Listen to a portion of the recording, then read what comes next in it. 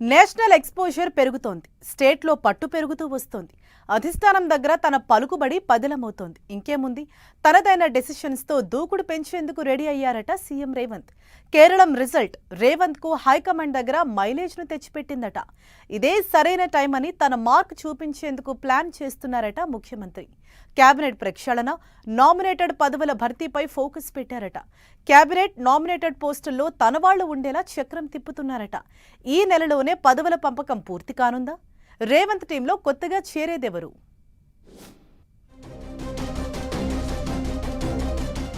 తెలంగాణ కాంగ్రెస్ లో పదవుల జాతర. 17 కార్పొరేషన్ చైర్మన్, వైస్ చైర్మన్ పోస్టుల భర్తీ. మరికొన్ని కీలక నామినేటెడ్ పదవులపై వడపోత. కేబినెట్ ప్రక్షాళన, మిగతా పదవులపై అధిష్టానంతో డిస్కస్. హస్తిన పర్యటనలో హైకమాండ్ పెద్దలతో మంతనాలు. తెలంగాణ సీఎం రేవంత్ రెడ్డి లేటెస్ట్ ఢిల్లీ టూర్పై సర్వత్రా ఆసక్తి నెలకొంది. కొంతకాలంగా చర్చనీయాంశంగా మారిన కేబినెట్ ప్రక్షాళన, నామినేట్ పోస్టుల అంశం కొలిక్కి తెచ్చేందుకే సీఎం హస్తినకు వెళ్లారు అని అంటున్నారు. ముఖ్యమంత్రి ఢిల్లీ పర్యటనలో ఉండగానే 17 కార్పొరేషన్లకు చైర్మన్లు, వైస్ చైర్మన్లను ప్రకటించారు పీసీసీ చీఫ్ మహేష్ కుమార్ గౌడ్. ఈ పదవుల భర్తీలోనూ సీఎం రేవంత్ తన మార్కు చూపించినట్లు కాంగ్రెస్ నేతలు చర్చించుకుంటున్నారు. మరికొన్ని కీలక కార్పొరేషన్ పోస్టులను, మంత్రి పదవులు దక్కని ఎమ్మెల్యేలకు ఇస్తారు అని అంటున్నారు. సేమ్ టైం కేబినెట్ ప్రక్షాళనపై కూడా ఓ డెసిషన్ తీసుకోనున్నారంట. ఈ 2 కీలక అంశాలే ఎజెండాగా సీఎం హస్తిన పర్యటనకు వెళ్లినట్లు చెప్పుకుంటున్నారు. 5 రాష్ట్రాల ఎన్నికల ఫలితాలు, కేరళంలో కాంగ్రెస్ గ్రాండ్ విక్టరీతో కాంగ్రెస్ అధిష్టానం ఫుల్ జోష్లో ఉంది. కేరళంలో స్టార్ క్యాంపెయినర్గా సీఎం రేవంత్ రెడ్డి చేసిన ప్రచారంపై హైకమాండ్ కూడా సంతృప్తిగా ఉందట.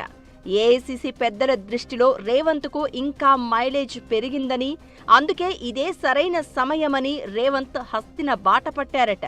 తెలంగాణలో పార్టీ అధికారంలోకి వచ్చి ఇప్పటికే 2.5 పూర్తి కావడంతో నెక్స్ట్ ఎన్నికలకు తన టీంను రెడీ చేసుకోవాలనే ఆలోచన చేస్తున్నారట.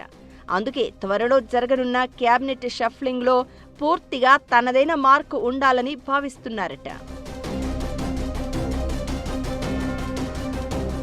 వచ్చే ఎన్నికల్లో పార్టీ మళ్లీ పవర్లోకి రావాలంటే జెట్ స్పీడ్తో పనిచేసే టీం కావాలని పదే పదే రేవంత్ రెడ్డి పార్టీ హైకమాండ్కు విన్నవిస్తున్నారట.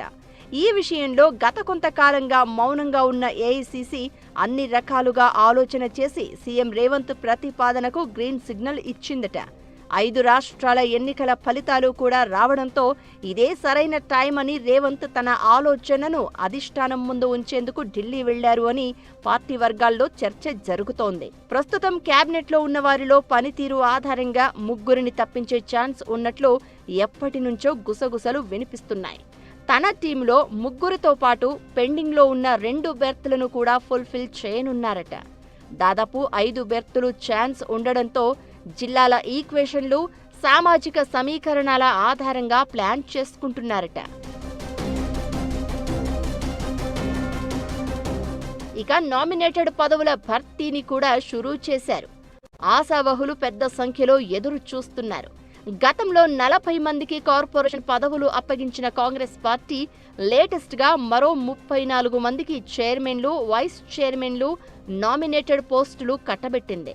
ఇక మంత్రివర్గ విస్తరణ కూడా పూర్తయిన తర్వాత అమాత్య పదవులపై ఆశలు పెట్టుకున్న ఎమ్మెల్యేలకు కీలక నామినేటెడ్ పోస్టులు ఇవ్వనున్నారట. వీటితో పాటు డిప్యూటీ స్పీకర్, ప్రభుత్వ చీఫ్ విప్ పదవులను కూడా భర్తీ చేస్తారట. నామినేటెడ్ పదవుల భర్తీలో సీనియర్లను ఖచ్చితంగా అకామిడేట్ చేయాలని భావిస్తున్నారట. అందులో భాగంగానే సీనియర్ నేత వి హనుమంతరావుకు క్యాబినెట్ ర్యాంకుతో ప్రభుత్వ సలహాదారు పోస్ట్ ఇచ్చారు. అలాగే మిగతా సీనియర్లకు కూడా ఎక్కడో ఒక చోట అకామిడేట్ చేయాలనుకుంటున్నారట. రాబోయే ఎన్నికలను దృష్టిలో పెట్టుకుని పదవుల పంపకం ఉంటుందని ఇప్పటికే ఇండికేషన్స్ ఇచ్చారు. ఇక ఫైనల్ గా పార్టీలో చాలా కాలంగా పెండింగ్ లో ఉన్న వర్కింగ్ ప్రెసిడెంట్ పోస్టులకు కూడా ఈసారి మోక్షం లభించనుందట.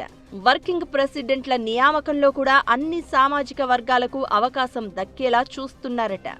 సీఎం హస్తిన పర్యటన ముగించుకుని వచ్చిన తర్వాత మరికొన్ని నామినేటెడ్ పోస్టులు భర్తీ చేస్తారట. నెక్స్ట్ వీక్లో క్యాబినెట్ ప్రక్షాళన కూడా ఉండే ఛాన్స్ ఉందంటున్నారు. ఇక తన మార్క్ డెసిషన్స్తో నెక్స్ట్ ఎలక్షన్సే టార్గెట్గా దూసుకెళ్లాలనుకుంటున్న రేవంత్కు అధిష్టానం ఫ్రీ హ్యాండ్ ఇస్తుందో లేదో చూడాలి మరి. గాసిప్స్ క్యారేజ్లో తీసుకుందాం స్మాల్ బ్రేక్. Stay tuned.